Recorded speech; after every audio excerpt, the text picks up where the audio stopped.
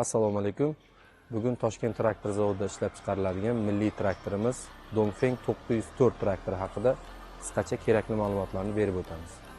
Milliy traktorimiz O'zbekiston hududiga moslashgan bo'lib, ya'ni O'zbekiston hududi chang hudud bo'lganligi uchun buni havo tozalash sistemasi moylik sistemadan iborat bo'lib, bu yerda yoqilg'i bachogidan iborat. Bu yerga 2 litr universal motor yog'i ketadi. Milliy traktorimiz 90 ot kuchiga ega, ya'ni DF 904. Traktorimizni dvigateliga esa 15W40 rusumidagi 20 litr motor yog'i ketadi. Hamda traktorimizni yoqilg'i bak sig'imi 158 litrni tashkil etadi. Traktorimiz 120 watt quvvatli akkumulyator bilan jihozlangan hamda sovutish qismi 3 ta radiatordan iborat. Konditsioner radiator, masляный radiator va suv radiatordan iborat. Traktorimizni o't oldirish uchun birinchi navbatda traktorimiz skorost rechaklari neytral holatda bo'lishini tekshirib olamiz. Mana ko'rishingiz mumkin. Neytral holatga o'tkazdik. Mana. Va sepleniyani bosgan holda traktorimizni o't oldiramiz.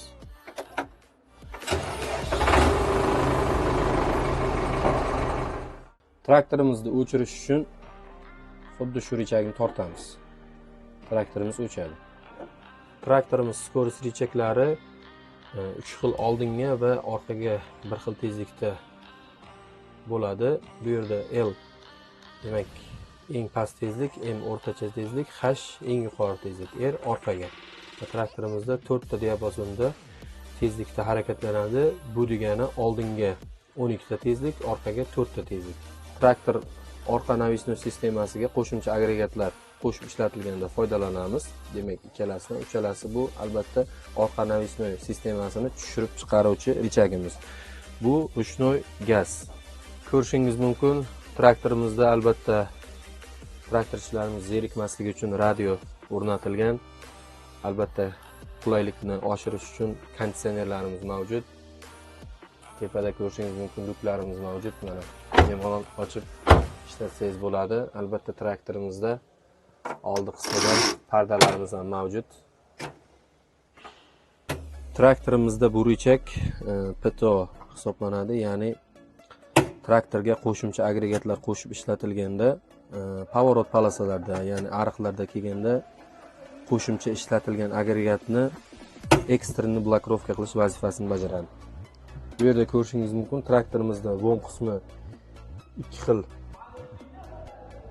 ko'rsatkichda ishlaydi, ya'ni 1 minutga 540 marta aylanadi va 1 minutiga 1000 marta aylanadi. Bu rechagimizni pastga bossak 540 minutiga aylanadi. Rechagimizni tepaga ko'targanimiz esa 1 minutiga 1000 marta aylanadi bombamiz. Albatta traktorimizda ruchnoy tormoz hamda avtomatik blokirovka. Ko'rishingiz mumkin, rollarimizni regirovka qilishimiz mumkin tepaga, pastga va albatta asosiy rechagimiz oldi ballonlarimizni qo'shib ajratuvchi rechak hisoblanadi. Buni barcha traktorchilarimiz biladi. Traktorimizda ushbu knopkalar, demak, dalniy faralarimiz, bu esa blижний faramiz. Bunday holatda gabarit yonadi. Bu holatda orqa va oldi tepa yorituvchi chiroqlarimiz, pavorot knopkalarimiz, avarinka va signalimiz. Ko'rib turgan datchigingiz bu traktorda kompressorda havo yig'adigan datchigi. Bu doim yonib o'chib ishlab turadi. Bu hech qanaqa xavotirlik narsa emas. Traktorimizni gidravlika va transmissiya qismi baklari alohida joylashgan bo'lib, transmissiya qismiga 80W90 rusumidagi 40 litr transmissionniy masla ketadi. Gidravlika bakimizga esa 46HLP rusumidagi 20 litr gidravlika yog'i ketadi.